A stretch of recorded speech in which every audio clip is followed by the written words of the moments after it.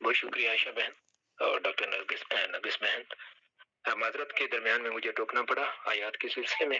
بہت شکریہ، آپ نے ریکویسٹ مان لی، کیونکہ ہمارا کل کی جو تفسیر ہے کل کی آیات کی، ایک تو یہ ہے کہ وہ مضمون بہت لمبا ہے، اس میں بہت سی چیزیں ہیں.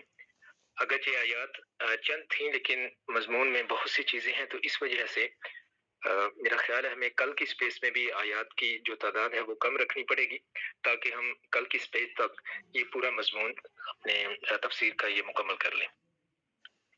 تو کل ہم نے اجمالی طور پر کل پڑھی گئی آیات کی تفسیر اور تشریح کو دیکھا تھا، کیونکہ یہاں سے واقعہ بنی اسرائیل کو، جیسا کل بھی ذکر ہوا، بنی اسرائیل کو اللہ تعالیٰ کی ساری نعمتیں یاد دلا کر ان پر اتمام حجت کرنے کے بعد ایک اور واقعے کی طرف اشارہ کیا جا رہا ہے، سیدنا ابراہیم علیہ السلام کے واقعے کی طرف. اب بنی اسرائیل کو یہ ساری چیزیں کس لیے یاد دلائی گئی؟ کیونکہ ان کو اللہ کا پیغام پہنچایا جا رہا ہے جس کو وہ تسلیم کرنے کے لیے تیار نہیں ہے، تو ان کو بار بار یہ باور کروایا جا رہا تھا کہ یہ پیغام جو تمہیں پہنچایا جا رہا ہے یہ اللہ کی طرف سے ہے، وہی اللہ کہ جس نے تمہاری طرف تمہارے نبی حضرت موسیٰ علیہ السلام کی طرف کتاب اتاری، جس کتاب کے قاری اور اس کے اہل کتاب ہونے کا تم دعویٰ کرتے ہو، اور جن انبیاء کی اولاد ہونے کا تم دعویٰ کرتے ہو انہی انبیاء کا ذکر اس قرآن کے اندر بھی موجود ہے. اب ان میں سے جو ان تمام انبیاء کے جد ہیں، ان کے جو دادا ہیں، ان کا ذکر اگلی آیات میں فرما دیا، یعنی سیدنا ابراہیم علیہ السلام کا. تو اب اس پورے واقعے کے اندر جو فرمایا کہ ابراہیم علیہ السلام کو اللہ تبارک و تعالیٰ نے کچھ کلموں سے، کچھ چیزوں سے آزمایا اور انہوں نے اس کو پورا کیا. جب ان کی آزمائش ہو گئی اور انہوں نے ساری آزمائشوں پہ وہ پورے اترے، تو اب اس کے بعد اللہ تبارک و تعالیٰ نے ان سے فرمایا کہ میں آپ کو لوگوں کا امام بنانے والا ہوں، لوگوں کا لیڈر بنانے والا ہوں. کہ اتنے ٹیسٹ سیدنا ابراہیم علیہ السلام کے ہو چکے تھے، تو اب ان کے لیے اللہ تبارک و تعالیٰ نے یہ فیصلہ فرما دیا کہ آپ لوگوں کو لیڈ کریں گے. تو انہوں نے پھر اپنی اولاد کے لیے بھی یہ پوچھا کہ کیا میری اولاد سے بھی؟ تو اللہ تبارک و تعالیٰ نے فرمایا کہ جو لوگ ظالم ہوں گے ان کے اوپر میرا وعدہ نہیں ہے، ہاں جو لوگ آپ کو فالو کریں گے، آپ کے طریقے کے مطابق چلیں گے، ان کے ساتھ میرا وعدہ ہے. تو اس چیز کی تفسیر میں ہم دیکھتے ہیں کہ یہاں کچھ ایسی چیزیں ہیں، معرف القرآن میں اس کی بہت زیادہ تفصیل ماشاءاللہ بیان کی گئی ہے، بہت خوبصورت انداز میں مفتی صاحب نے اس کو وہاں پر بیان فرمایا ہے. میں زیادہ تر آج کی جو نشست ہے اس میں معرف القرآن سے ہی اس کا استخراج کروں گا، ساری گفتگو کا زیادہ تر. تفسیر مظہری میں اس کو اسی طرح سے بہت خوبصورت طریقے میں بیان کیا گیا، لیکن اس میں بہت سی روایات جو ہیں، ایسی روایات بھی کہ جو کچھ کمزور بھی ہیں، ان کا بھی وہاں پر ذکر کر دیا گیا ہے، اور بات بہت لمبی ہو جائے گی اگر تفسیر مظہری کو بھی اس میں ساتھ شامل کیا گیا.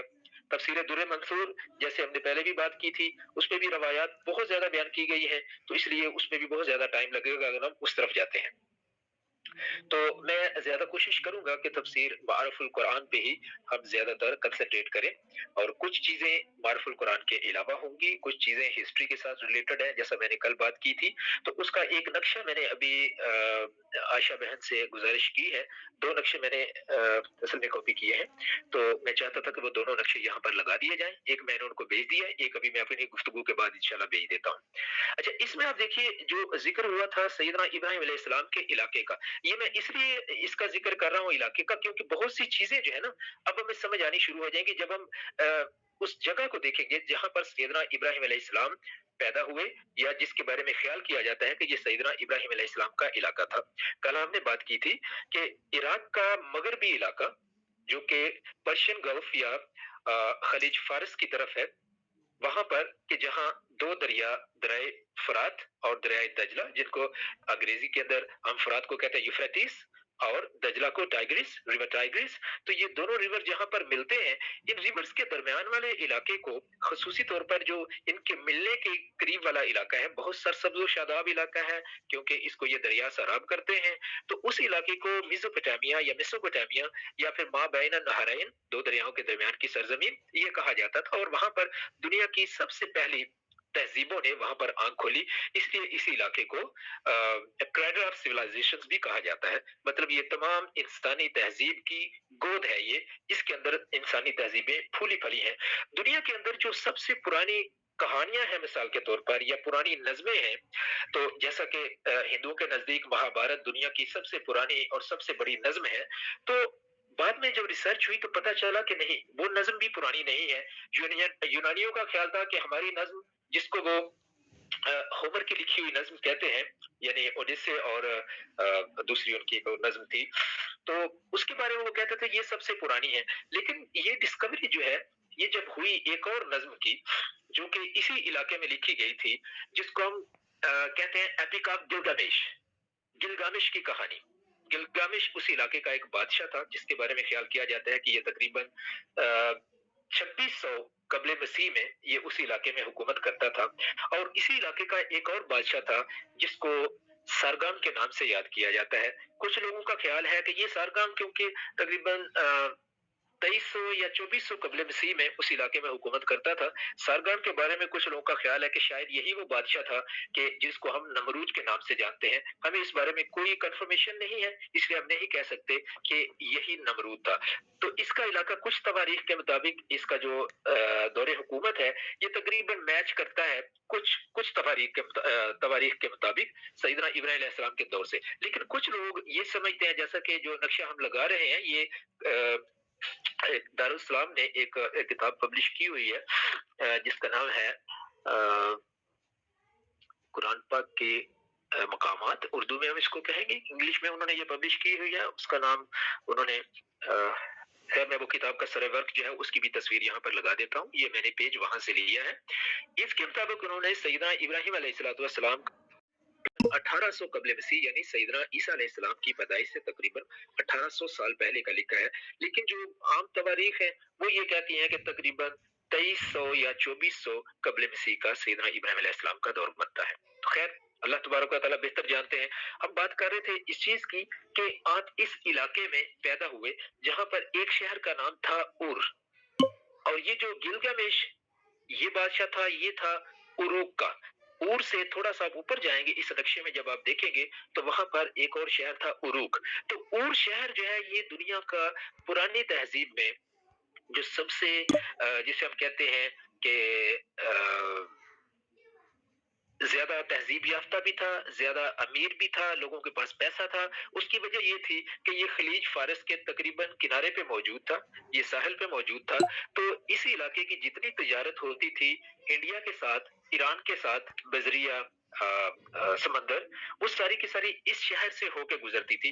जैसे दूसरी तरफ यमन के इलाके थे जहां से फिर अरब लोग अपनी चीजें लेते थे रसूलुल्लाह सल्लल्लाहु अलैहि वसल्लम के दौर में या आपके दौर से पहले, और फिर उनको लेकर शाम की तरफ जाया करते थे। इसी तरह से पहला पड़ाव जो होता था हिंदुस्तान से आने वाली चीजों का, वो ये ऊर शहर होता था। तो कुछ काफले इस तरफ को आते थे। तो ऊर अपनी लोकेशन की वजह से इसकी बड़ी अहमियत थी, और उस दौर में जबकि हम बात कर रहे हैं, उस दौर में ये उस इलाके के सबसे बड़े शहरों में इसका शुमार होता था, जिसकी आबादी कई हजार लोगों पर मुश्तमिल थी। तो सैयदना इब्राहीम अलैहिस्सलाम का ये इलाका था। अगर आप नक्शे में देखें तो सैयदना इब्राहीम अलैहिस्सलाम ने यहाँ से जब वो आग वाला वाकया पेश आया, उसके बाद आपने यहाँ से हिजरत की है, नारे नमरूद वाला जो वाकया है, उसके बाद आपने यहाँ से हिजरत की है, और आप दरियाए दजला और फुरात के दरमियान में इसी इलाके में से होते हुए ऊपर की तरफ गए हैं। ऊपर जाके ये इलाका शाम के बालाई इलाकों से, तुर्की और शाम के जो मुंसलिक इलाके हैं वहां से मिलता है।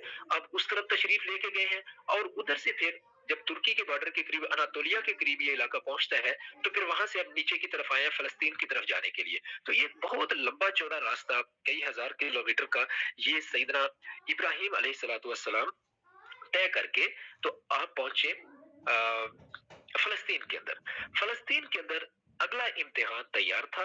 वहां पर आपको ये हुक्म दिया गया कि आप शीर खार बेटे सैयदना इस्माइल अलैहिस्सलाम को और उनकी वालिद सैयदा हाजरा अलैहिस्सलाम को साथ लेकर यहाँ से हिजरत कर जाइए। और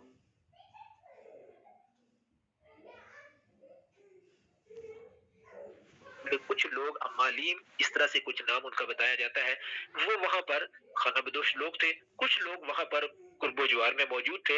वैसे ये इलाका बिल्कुल भी आबाद नहीं था। तो वहां पर काबा मौजूद था, काबा उस वक्त एक टीले के की सूरत में था। काबा की तामीर उससे पहले हो चुकी थी, जैसा कि पहले जिक्र किया कल के तफसीर में। तो सैयदना इब्राहीम अलैहिस्सलाम को दूसरा इम्तिहान ये पेश आया कि उन्हें ये हुक्म दिया गया कि अपने शीरखार बेटे और अपनी बीवी को वहां पर छोड़ आइए। वहां पर छोड़ के आप वापस आ गए। अच्छा, अगला इम्तिहान फिर क्या था? वहां से जब वापस आए हैं, फिर हुक्म हुआ कि अब आप दोबारा से जाइए और अपने बेटे को अल्लाह की राह में कुर्बान कीजिए। ये इम्तिहान हुआ। फिर वापस आए, फिर अल्लाह तबारक व तआला ने हुक्म दिया कि काबा की तामीर कीजिए। काबा की तामीर हुई। तो ये जो पह दर पह जो इम्तिहानात सैयदना इब्राहीम अलैहिस्सलातु वस्सलाम के ऊपर आते रहे, अल्लाह तबारक व तआला ने इनका जिक्र कर दिया कि हमने इब्राहीम को कुछ चीजों में आजमाया और उन्होंने उनको पूरा कर दिया। तो अल्लाह तबारक व तआला ने एक खूबसूरत अंदाज में उनके लिए ये इनाम दे दिया उनको, क्या इब्राहिम, आप मेरे सारे सारे सारे इम्तिहानों के ऊपर पूरे उतरे हैं, तो आपको मैं लोगों का इमाम बना दूंगा।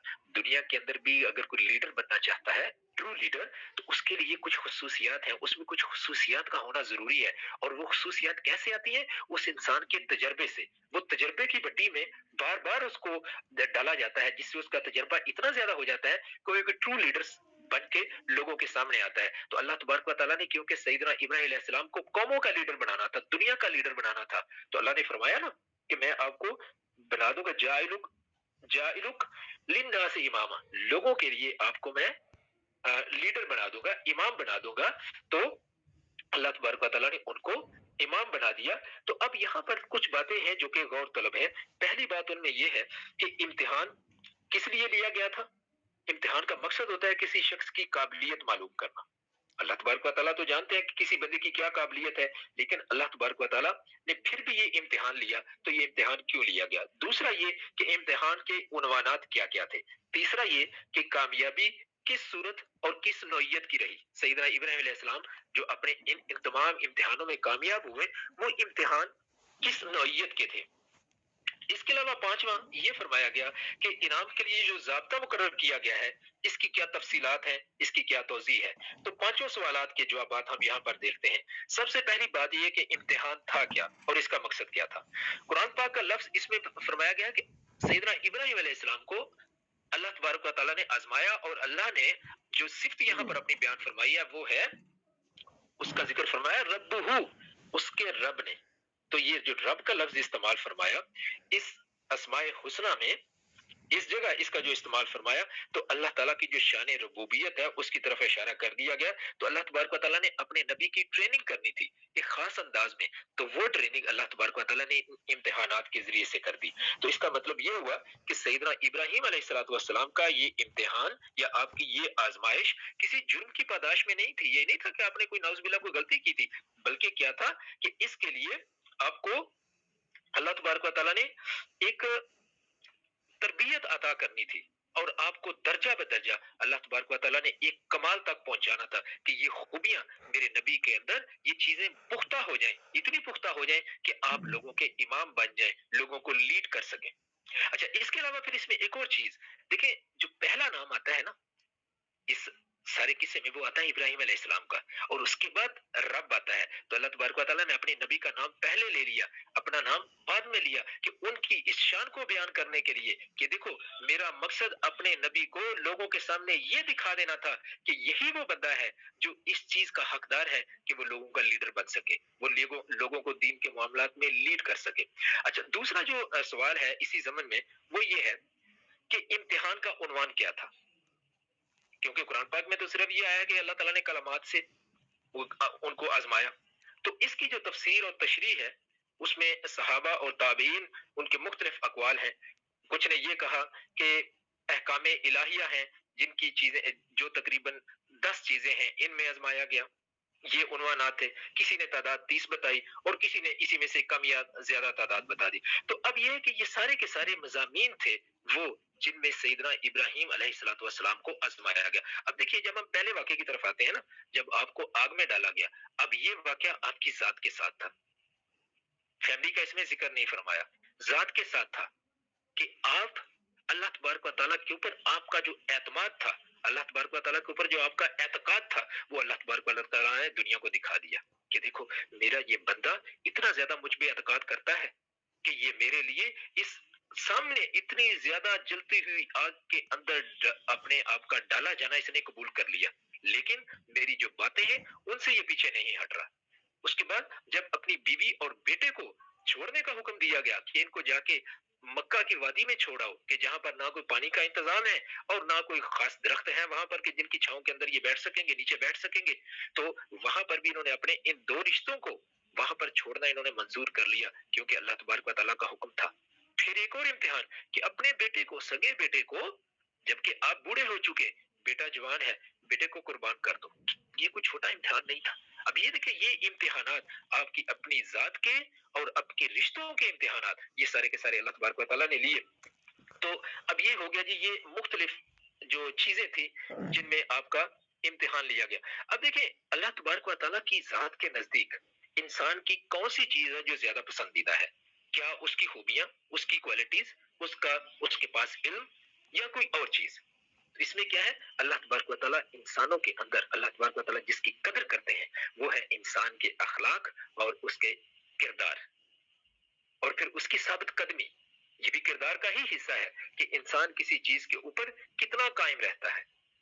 एक हक की बात अगर इंसान कर रहा है, उस हक बात को देखकर कहीं ऐसा तो नहीं है कि थोड़ी सी उसके ऊपर मुश्किलात आई और उसने उस हक बात से मुंह फेर लिया कि मैं जी मजबूर हो गया हूं। तो सैयदना इब्राहिम अलैहिस्सलाम के किस्से में क्या हुआ कि आपके ऊपर जो भी इम्तिहान आया, जितना भी मुश्किल वक्त आ गया, आपने अल्लाह तबारक व तआला की बात को नहीं छोड़ा, आपने उस सच्चे पैगाम को नहीं छोड़ा जो अल्लाह तबारक व तआला की तरफ से आपको दिया गया था।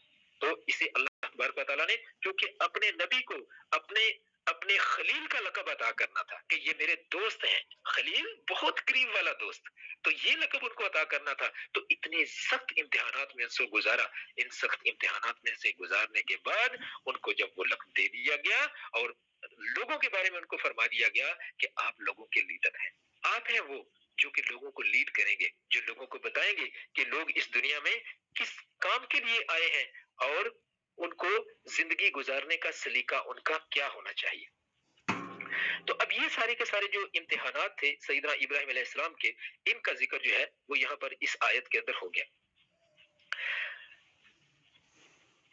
इसकी जो तफसीलात हैं, क्योंकि बहुत लंबी तफसीलात हैं, आप लोगों ने जुमा के खुतबात में भी और ईद के खुतबात में भी ये चीजें जो है वो अक्सर सुनी होंगी, तो इनको मैं बहुत इख्तिसार के साथ यहाँ पर चाहूंगा कि बयान करूं। जैसे सैयदना हाजरा अलैहिस्सलाम को और सैयदना इस्माइल अलैहिस्सलाम को जब आप मक्का के अंदर छोड़ के आए, तो वहां पर क्या वाकया पेश आया और वो वाकया आज हमारे लिए क्या अहमियत रखता है। देखिए, जब सैयदना इब्राहिम अलैहिस्सलाम ने सैयदा हाजरा को और सैयदना इस्माइल अलैहिस्सलाम को मक्का की वादी में छोड़ा, तो वहां जो थोड़ी सी खजूरें और थोड़ा सा पानी, ये उनके साथ था, उनको छोड़कर आप वापस आ गए। जब वापस आए तो सैयदा हाजरा ने जब उनसे पूछा कि आप हमें यहाँ पर छोड़ के जा रहे हैं, आपने पहले कोई जवाब नहीं दिया। फिर उन्होंने पूछा क्या अल्लाह का हुक्म है, तो आपने फरमाया हाँ अल्लाह का हुक्म है। उससे आगे उन्होंने ये कहा कि अगर ये अल्लाह का हुक्म है तो जिस अल्लाह ने आपको हुक्म दिया है वो हमें भी अकेला नहीं छोड़ेगा, हमारा भी कोई ना कोई बंदोबस्त वो इस वादी के अंदर कर देगा कि जिसमें जाहिरी तौर पर जिंदगी के कोई आसार नहीं है। तो उसके लिए क्या हुआ कि जब वो पानी खत्म हो गया तो वो पानी की तलाश में जो छोटी छोटी दो पहाड़ियां थी, सफा और मरवा, उसके ऊपर वो चक्कर लगा रही थी। 7 दफा चक्कर लगाया, जैसा हम अक्सर खुतबात के अंदर सुनते हैं। पानी नजर नहीं आ रहा, बेटे को भी आके देखती थी। फिर क्या हुआ, अल्लाह तबारक व तआला ने सैयदना जिब्राइल अलैहिस्सलाम को मदद के लिए भेजा। आपने आके जहां चाहे जमजम था उस जगह पर आपने उस जमजम के कुएं को वहां पर आपने खोदा, वहां से पानी रिसना शुरू हो गया। और उसी पानी को, जब वो पानी वहां बह रहा था, सईदा हाजरा ने जब देखा तो ये रवायात में आता है कि आपने उसके आगे कुछ पत्थरों को इस तरह से रखा था कि ये पानी एक जगह पे जमा हो जाए, जैसे कोई एक छोटा सा हाउस बना दिया जाता है।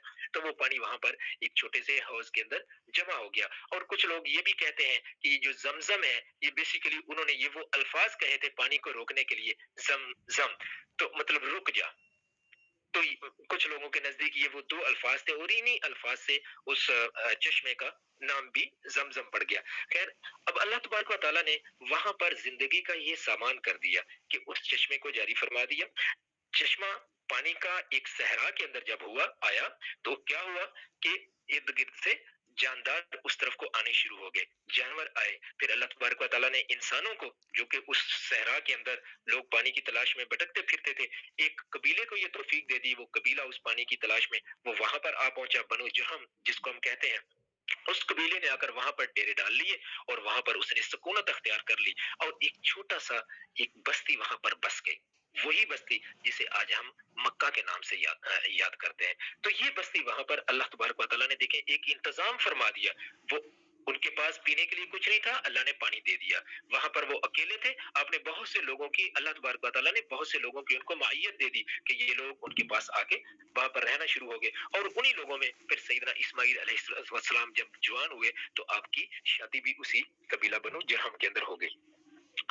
تو اب اللہ تبارک و تعالیٰ نے ایک اور جو امتحان تھا، جب سیدنا اسماعیل علیہ السلام بڑے ہوئے تو اس کے لیے اللہ تعالیٰ نے وہ تیار کیا ہوا تھا سیدنا ابراہیم علیہ السلام کے لیے، تو اللہ تبارک و تعالیٰ نے اس کا ذکر فرمایا قرآن پاک کے اندر کہ سیدنا ابراہیم علیہ السلام نے فرمایا نے دیکھا کہ میں اپنے بیٹے کو خواب کے اندر یہ دیکھا کہ بیٹے کو ذبح کر رہا ہوں،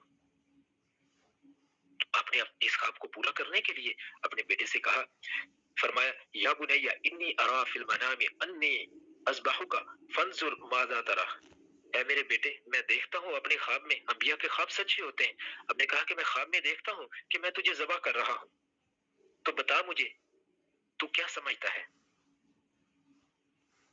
تیرا کیا خیال ہے؟ اب بیٹے نے دیکھیے کیا جواب دیا، فرماتے ہیں عرض کیا قال یا ابت افعل ما تؤمر ستجدنی انشاء اللہ من الصابرین، اے ابا جان جو آپ نے دیکھا ہے وہ کر گزریے، انشاءاللہ مجھے آپ صابر پائیں گے، میں انشاءاللہ صبر کروں گا، جب مجھ پہ چھری چل رہی ہوگی میں صبر کروں گا۔ تو یہ واقعہ وہاں پر پیش آیا، اللہ تبارک و تعالیٰ نے اس واقعے میں بھی سیدنا ابراہیم علیہ السلام کو اس واقعے میں بھی کامیاب کیا، جب آپ اپنے بیٹے کو لے کر مینا کے میدان میں چلے گئے تو اللہ تبارک و تعالیٰ نے اعلان فرما دیا، اے ابراہیم، جب ان کو ذبح کرنے کے لیے جب چھری چلانی شروع کی، اللہ تبارک و تعالیٰ نے اعلان فرما دیا، اے ابراہیم تو نے اپنے وعدے کو سچا کر دکھایا، تو نے اپنے خواب کو سچا کر دکھایا۔ تو یہاں پر بھی اب یہ وہ کڑے امتحانات تھے جن سے سیدنا ابراہیم علیہ السلام کو گزارا گیا، اور اس کے ساتھ ہی بہت سے اعمال اور احکامات کی پابندیاں آپ پر عائد کر دی گئیں، جن کو عام طور پر ہم 10 خصائل فطرت کے نام سے یاد کرتے ہیں کہ یہ وہ چیزیں ہیں جو کہ فطرت میں ہیں، یہ انسان نے لازمی کرنی ہے، اور ان کا تعلق کس چیز سے ہے؟ بدن کی صفائی کے ساتھ، ستھرائی کے ساتھ اور پاکی کے ساتھ، اور یہ خصائل فطرت آنے والی تمام امتوں کے لیے بھی مستقل احکام بن گئے۔ رسول اللہ صلی اللہ علیہ وآلہ وسلم نے اپنی امت کو ان تمام امور کے لیے تاکید دی، احکامات دیے ہیں۔ ابن کثیر علیہ رحمہ نے سیدنا عبداللہ بن عباس رضی اللہ تعالی عنہما سے ایک روایت کی ہے، وہ فرماتے ہیں کہ پورا اسلام 30 حصوں میں دائر ہے، 3 حصوں کے اندر ہے، جن میں سے 10 سورہ برات میں مذکور ہے، یعنی سورہ توبہ میں، 10 سورہ احزاب میں، اور 10 سورہ مؤمنون میں۔ سیدنا ابراہیم علیہ السلام نے ان تمام چیزوں کا پورا حق ادا کر دیا اور ان تمام امتحانات میں پورے اترے اور کامیاب رہے، اور جو سورہ برات کے اندر اللہ تبارک و تعالیٰ نے مومنین کی جو صفتیں بیان فرمائی ہیں، 10 صفتیں، وہ کون سی ہیں؟ اللہ تبارک و تعالیٰ فرماتے ہیں کہ آیت نمبر 112 ہے سورہ برات کی، اس میں فرماتے ہیں کہ مومنین کی صفتیں وہ ایسے ہیں جو توبہ کرنے والے ہیں، مومن کی ایک صفت توبہ کرنے والا، عبادت کرنے والے ہیں، حمد کرنے والے ہیں، روزہ رکھنے والے، رکوع و سجدہ کرنے والے، نیک باتوں کی تعلیم کرنے والے اور بری باتوں سے روکنے والے، اور اللہ کی حدود کا خیال رکھنے والے، اور ایسے مومنین کو آپ خوشخبری سنا دیجئے۔ یہ مومنوں کی 10 صفتوں کا یہاں پر بیان فرما دیا۔ دوبارہ سے توبہ کرنے والے، عبادت کرنے والے، حمد کرنے والے، روزہ رکھنے والے، رکوع و سجدہ کرنے والے، نیک باتوں کی تعلیم کرنے والے، بری باتوں سے روکنے والے، اور اللہ کی حدود کا خیال رکھنے والے۔ سورہ مومنون میں یہاں ہے 10 صفات جو بیان فرمائی، اللہ تعالیٰ نے فرمایا سورہ مومنون کی آیت نمبر 33، اللہ تعالیٰ نے فرمایا یقیناً ان مسلمانوں نے فلاح پائی، یقیناً فلاح پائی ان مسلمانوں نے جو اپنی نماز میں خشوع و خضوع کرتے ہیں۔ ایک صفت یہ بیان فرما دی کہ نماز میں خشوع و خضوع کرنے والے ہیں۔ اگلی فرمائی اور لغو باتوں سے پرہیز کرنے والے ہیں، کنارہ کرنے والے ہیں۔ پھر فرمایا اور جو اپنے آپ کو پاک کرنے والے ہیں، اور پھر فرمایا اپنی شرمگاہوں کی حفاظت کرنے والے ہیں، لیکن اپنی بیویوں سے یا وہ جو ان کے ملکیت میں ہے ان کے علاوہ باقی لوگوں سے اپنے شرمگاہوں کی حفاظت کرتے ہیں، کیونکہ ان کی بیویوں اور جو ان کی ملکیت میں ہے ان سے ان پر کوئی الزام نہیں۔ ہاں، جو اس کے علاوہ طلبگار ہوں ایسے لوگ حد سے تجاوز کرنے والے ہیں۔ اچھا، پھر اگلی جو صفت بیان فرمائی مومنون کی وہ کیا ہے؟ اور جو اپنی امانتوں اور اپنے عہد کا خیال رکھنے والے ہیں، امانت کا بھی خیال رکھتے ہیں اور جو وعدے انہوں نے کیے ہوئے ہوتے ہیں ان کا بھی خیال رکھتے ہیں، اور پھر جو اپنی نمازوں کی پابندی کرتے ہیں، ایسے لوگ وارث ہونے والے ہیں اس فردوس کے جس میں وہ ہمیشہ رہیں گے۔ سورہ احزاب میں پھر مزید 10 صفتوں کا ذکر فرمایا۔ وہ 10 صفتیں کون سی ہیں؟ فرمایا بے شک، آیت نمبر ہے 33 اگین، بے شک اسلام کے کام کرنے والے مرد اور اسلام کے کام کرنے والی عورتیں، مطلب اسلام کے اوپر عمل کرنے والے مرد اور عورتیں، اور ایمان لانے والے مرد اور ایمان لانے والی عورتیں، اور فرما برداری کرنے والے مرد اور فرما برداری کرنے والی عورتیں، اور نیک مرد اور یا راست باز مرد اور راست باز عورتیں، اور صبر کرنے والے مرد اور صبر کرنے والی عورتیں۔ یہ بڑا امپورٹنٹ لفظ ہے صبر۔ صبر کا مطلب اپنے آپ کو روک لینا۔ کس چیز سے روک لینا؟ کوئی بھی ایسی چیز جو کہ ناپسندیدہ ہے اللہ تعالیٰ کی نظر میں، اس سے اپنے آپ کو روک لینا، یا پھر کسی بات پہ جم جانا۔ کون سی بات پہ جم جانا؟ کہ جو کام اچھائی کا کر رہے ہیں پھر اس میں وہ اس کو مسلسل کرتے رہتے ہیں، صبر کرنے والے۔ اس کے بعد فرمایا خشوع کرنے والے مرد اور خشوع کرنے والی عورتیں، اور خیرات کرنے والے مرد اور خیرات کرنے والی عورتیں، اور روزہ رکھنے والے مرد اور روزہ رکھنے والی عورتیں، اور اپنی شرمگاہ کی حفاظت کرنے والے مرد اور اپنی شرمگاہ کی حفاظت کرنے والی عورتیں، اور پھر فرمایا اور بکثرت اللہ کو یاد کرنے والے مرد اور بکثرت اللہ کو یاد کرنے والی عورتیں۔ فرمایا ان سب کے لیے اللہ تعالیٰ نے مغفرت اور اجر عظیم تیار کر رکھا ہے۔ سیدنا عبداللہ بن عباس رضی اللہ تعالی عنہما کہ اس ارشاد سے معلوم ہوا کہ مسلمان کے لیے جتنی عملی، علمی، اخلاقی صفات مطلوب ہیں، علمی، عملی اور اخلاقی صفات جتنی بھی مطلوب ہیں وہ ان تینوں صورتوں کی ان چند آیات کے اندر جمع کر دی گئی ہے، اور یہی وہ صفات و کلمات ہیں جن میں سیدنا ابراہیم خلیل اللہ علیہ السلام کا امتحان لیا گیا، اور آیت وَإِذِ ابْتَلَىٰ إِبْرَاهِيمَ رَبُّهُ بِكَلِمَاتٍ میں انہی صفات کی طرف اشارہ ہے جو ہم نے یہاں پر۔ اب ان آیات کے متعلق قابل غور سوالات جو ہیں ان میں سے 2 سوالوں کا جواب ہمیں مل گیا۔ تیسرا سوال یہ تھا جو ہم نے پہلے جس کا ذکر کیا کہ اس امتحان میں سیدنا ابراہیم علیہ السلام کی کامیابی کا درجہ اور مقام کیا رہا؟ تو اللہ تبارک و تعالیٰ نے قرآن کریم کے اندر قرآن کے مخصوص انداز میں ان کو سند کامیابی عطا فرمائی۔ کیا سند کامیابی؟ اللہ تبارک و تعالیٰ نے فرمایا وَإِبْرَاهِيمَ الَّذِي وَفَّىٰ، وہ ابراہیم جس نے وفا کی، جس نے پورا کر دکھایا۔ اللہ تبارک و تعالیٰ نے ان الفاظ میں اپنے نبی سیدنا ابراہیم علیہ السلام کی تعریف کی کہ ابراہیم وہ ہے کہ جس نے پورا کر دکھایا، جس نے وفا کر دی۔ چوتھا سوال، تو اب اس میں دیکھیں یہ والی جو آیت ہے اس میں امتحان کی مکمل اور 100% کامیابی کا اللہ تبارک و تعالیٰ نے خود اعلان فرما دیا۔ چوتھا سوال کہ اس امتحان پر انعام کیا ملا؟ جیسے ہم نے پہلے ذکر کیا، اللہ تبارک و تعالیٰ نے فرما دیا قال انی جاعلک للناس اماما، کہ میں تجھے لوگوں کا لیڈر بنا دوں گا۔ تو لوگوں کا لیڈر ہے، امام ہے لوگوں کا، لوگوں کے آگے چلنے والا، لوگ تجھے دیکھ دیکھ کے اپنی زندگیاں گزاریں گے۔ لوگوں کے لیے جو بہترین راستہ ہوگا زندگی گزارنے کا وہ ہوگا جس راستے پہ تو زندگی گزار رہا ہے۔ تو سب سے ایک طرف تو یہ معلوم ہوا کہ سیدنا ابراہیم علیہ السلام کو اس کامیابی کے صلے میں امامت خلق اور پیشوائی کا انعام دیا گیا، اور دوسری طرف یہ بھی معلوم ہو گیا کہ خلق خدا کے امام اور مقتدا اور پیشوا بننے کے لیے جو امتحان درکار ہے وہ دنیا کی جیسے سکول ہیں، مدارس ہیں، یونیورسٹیاں ہیں، ان میں جس طرح کے امتحان ہوتے ہیں نا کہ کچھ چیزیں چند سوالات دے دیے اور ان میں وہ کامیاب کر دیا، ایسا نہیں ہے، بلکہ کیا ہے کہ یہ امتحان جو اللہ تبارک و تعالیٰ نے آپ کو دنیا کا امام بنانے کے لیے لیا، یہ بہت ہی جامع قسم کا امتحان تھا، اور اس کے اندر وہ تمام چیزیں موجود تھیں جو کہ ایک ایک اوریجنل لیڈر بنانے کے لیے اللہ تبارک و تعالیٰ نے جو چیزیں ایک ضابطہ کی صورت میں رکھی ہوئی تھی، قرآن کریم میں اللہ تبارک و تعالیٰ نے ایک اور جگہ پہ ارشاد فرمایا، اور میں صرف ترجمہ اس کا پڑھ رہا ہوں، یعنی ہم نے ان میں سے امام اور پیشوا بنائے کہ وہ ہمارے حکم سے لوگوں کو ہدایت کریں۔ امام اور پیشوا کی بنیادی اس کا مقصد کیا ہے؟ ان کو امام بنانے کا مقصد کیا ہے کہ وہ ہمارے حکم سے لوگوں کو ہدایت کریں۔